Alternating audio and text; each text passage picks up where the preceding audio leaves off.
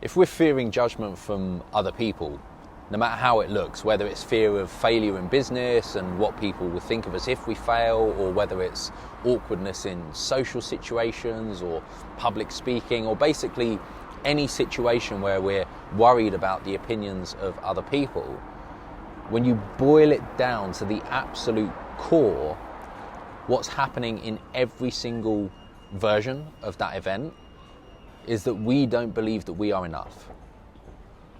In some form or another, that's what's going on. Because if we're worrying what other people think of us, and that's going to fuel what we think of ourselves, what's essentially happening is we're looking for external validation from other people to give us approval or significance, give us something that we don't have ourselves. And it all boils down to this one belief that in some form or another, we don't feel that we're enough. And if you can recognize that this is happening and accept that this is happening, then you can actually do something to change it. And if you've watched my videos before, you'll know that I love a multi-step process. So I'm going to give you a 5-step process to reprogram this underlying belief, right? That we don't feel that we're enough and we're looking for validation from exterior circumstances or other people. So step 1 is we've got to identify in the situation that we're fearing judgment in, we've got to identify what are the stories of our past that have caused us to feel or fear this thing. What's happened in our past that has caused us to create a story, and then most importantly, attach a meaning to that story. Because our beliefs are created from the stories of our past that we have then attached meanings to. It's the meanings that we've attached to the stories that then fuel the beliefs. All right, so we've got to identify what's the story of the past and what's the meaning that we've attached to us that is giving us this fear of what someone else thinks, because at the core of it, we don't feel that we're enough. All right, so step 1 is identify the stories of the past and the meanings we've attached to them. Step 2 is to question those stories and those meanings and ask yourself, is that meaning the truth, or is it just a story and a meaning that I've created? And the way you do this, it's actually pretty straightforward, but the way that you do this is you've got to just be open to the fact that everything we've been subscribing to for our entire life, unless it is actual statistical black and white fact, then it is a story that we've created. And so if we can identify that's happening and we can question those stories, step 3 is just to accept that they are not the truth, right? That's it. Just accept that it's not the truth. And then step 4 is to ask yourself, what's the counteracting positive story and meaning to the story and meaning that I've created? What's the counteracting positive meaning to the negative meaning that I've created? And so an example of this would be, let's say you're shy in social situations and you worry what people will think of you in public because your story is that you were bullied at school, and the meaning that you've attached to that is that because I was bullied, I was picked on by other kids, it meant that they thought I was an easy target, and that means that I'm worth less. You know, that means that I'm worth less than other people. That means that I'm insignificant. So whatever that meaning is that has been created from the story of our past, we've got to ask ourselves, what's the counteracting positive meaning to the negative meaning that we've created? So the counteracting positive meaning to this might be, well, if another kid picked on me at school, it's got nothing to do with my own self-worth. They were just projecting what they were going through. They were unhappy in some form or another. So we can start to feel compassion for them. We can start to maybe look at things from their perspective. Because I don't believe, like at the core of it, I don't believe that people are horrible. I believe that every human being that's born is good, and then stuff happens and they create stories and they create meanings, and that changes the way that they respond to the world, right? So if you believe that, you know, that kid must have been going through stuff. If he felt the need to be horrible to another person, what must he have been going through?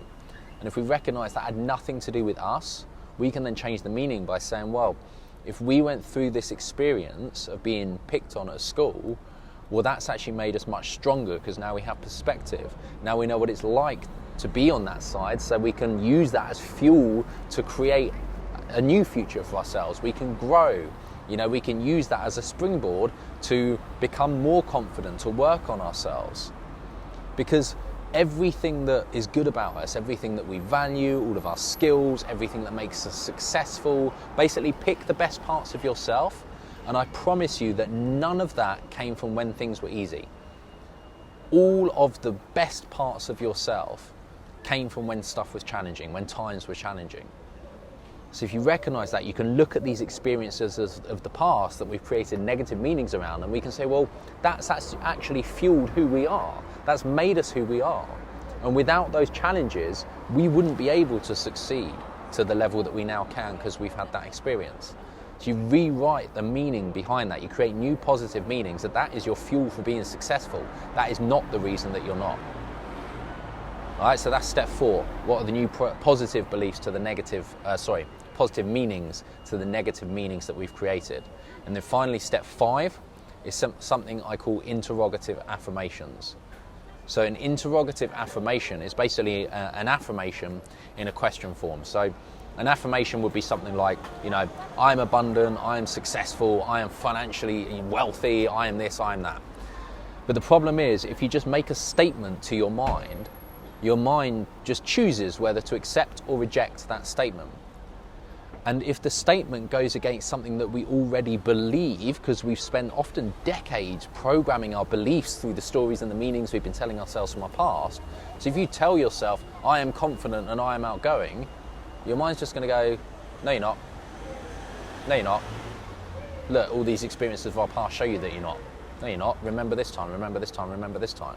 So that's the problem. With a standard affirmation, you're literally just trying to hit an unbreakable wall with a sledgehammer.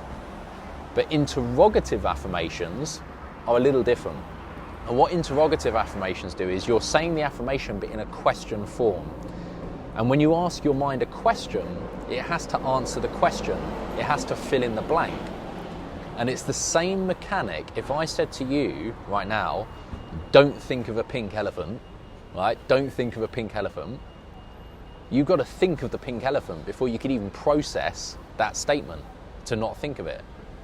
And when you ask your mind a question, it's the same mechanic that's happening. Your mind has to answer the question itself before it can even process what you're saying to it. And when you get your mind to keep answering questions itself, it's going to start to reprogram itself with new beliefs, new meanings based on the stories of our past. So you ask yourself, why is it so easy for me to be confident? And your mind has to answer the question. You say, well, because I was picked on at school, if that's the story that that is fueling lack of confidence. You say, because I was picked on at school, that's actually given me a platform to grow from. That's given me perspective. That's given me the challenge, which is enabling me to step into the new future of myself that I want to create, which is the confident version of myself. And there's been plenty of times in my past that I've been confident, so it's easy for me to be confident because I've done it before, so I can do it again. Remember this time, remember this time, remember this time. So your mind's going to start to reprogram itself by answering the question. So you leverage this. That's step 5, interrogative affirmations. You leverage this and you actually get your mind to do the work for you. It will reprogram itself. All right, so hopefully that helps. 5-step process. Quick summary. Number 1, identify the stories of the past and the meanings that we've attached to them. Number 2, question them. Is that the truth or is that just a story? And every single time, I tell you now, it's going to be a story and it's going to be meanings that we've created. And step 3 is to accept that. Accept that they are not truth. They are just stories and just meanings that we've created. Step 4, what's the counteracting positive belief to the negative belief or negative meaning that we've created? What's the counteracting positive? And then finally, step 5, interrogative affirmations.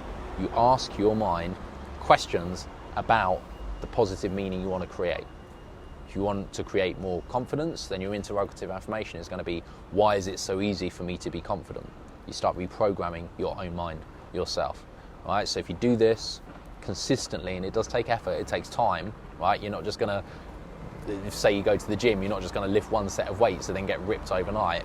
You've got to train it like a muscle. But if you do this every day and you ask yourself these interrogative affirmations, you watch how quickly fearing judgment from others or other people's opinions will start to disappear.